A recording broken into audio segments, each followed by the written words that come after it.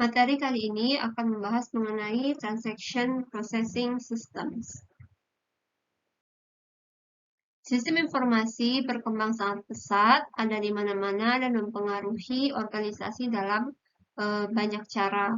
Meskipun sistem informasi sering dibahas dalam konteks pada organisasi besar, namun sistem informasi juga memainkan peran penting dalam organisasi kecil. Penting untuk diketahui bahwa sistem dalam organisasi atau systems within an organization tidak harus dimiliki oleh organisasi itu sendiri. Sebaliknya, organisasi dapat membangun sistem informasi yang sangat produktif yang dimiliki oleh vendor eksternal. Poin kuncinya di sini adalah bahwa sistem dalam sebuah organisasi dimaksudkan untuk mendukung proses internal terlepas dari siapa yang sebenarnya memiliki sistem tersebut. Jutaan transaksi terjadi di organisasi besar setiap hari. Transaksi adalah sebuah peristiwa bisnis yang menghasilkan data yang layak untuk ditangkap dan disimpan dalam sebuah database.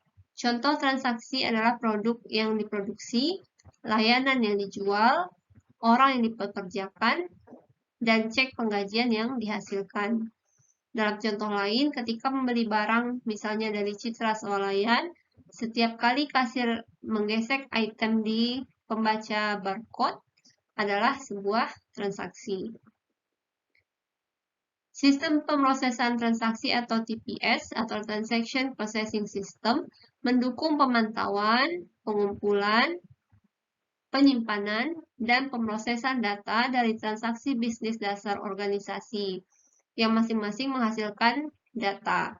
TPS mengumpulkan data secara terus-menerus, biasanya dalam waktu nyata atau real time, yaitu segera setelah data dihasilkan, dan menyediakan data input untuk database perusahaan. TPS sangat penting untuk keberhasilan sebuah perusahaan karena mereka mendukung operasi inti dari sebuah perusahaan.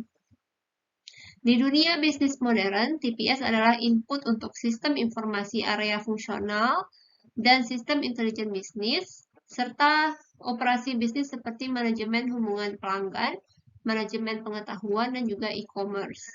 TPS harus secara efektif dan efisien menangani volume data yang tinggi dan variasi data yang besar dalam volume tersebut. TPS juga harus menghindari kesalahan dan waktu henti, serta mencatat hasil secara akurat dan aman, dan juga menjaga privasi dan keamanan. Perhatikan contoh bagaimana TPS menangani kompleksitas data transaksional berikut. Ketika lebih dari satu orang atau program aplikasi dapat mengakses database pada saat yang sama, maka database harus dilindungi dari kesalahan akibat pembaruan atau update yang tumpang tindih. Kesalahan yang paling umum adalah kehilangan hasil dari salah satu update yang dilakukan. Saat memproses transaksi yang melibatkan lebih dari satu komputer, maka database dan semua pengguna harus dilindungi dari inkonsistensi yang timbul dari kegagalan komponen apapun yang bisa terjadi setiap saat. Misalnya, kesalahan yang terjadi pada saat penarikan ATM yang dapat memungkinkan nasabah untuk menerima uang tunai meskipun komputer bank menunjukkan bahwa mereka tidak menerimanya. Atau sebaliknya, nasabah mungkin tidak menerima uang tunai, tetapi komputer bank menunjukkan bahwa mereka menerimanya. Kemudian, harus dimungkinkan untuk membalikkan transaksi secara keseluruhan jika ternyata ada kesalahan input. Hal ini juga diperlukan untuk membalikkan transaksi ketika pelanggan mengembalikan barang yang dibeli.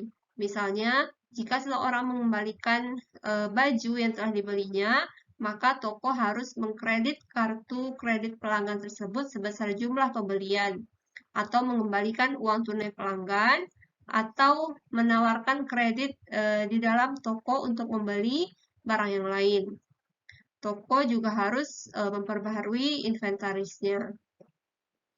Penting juga untuk menyimpan jejak audit dari aliran transaksi. Jejak audit secara hukum diperlukan untuk sebagian besar transaksi. Masalah ini dan juga masalah serupa lainnya menjelaskan mengapa organisasi menghabiskan banyak sumber daya finansialnya untuk komputer mainframe yang sangat mahal. Dalam lingkungan bisnis saat ini, perusahaan harus memiliki ketergantungan, keandalan, dan kapasitas pemrosesan komputer untuk menangani beban pemrosesan transaksi mereka.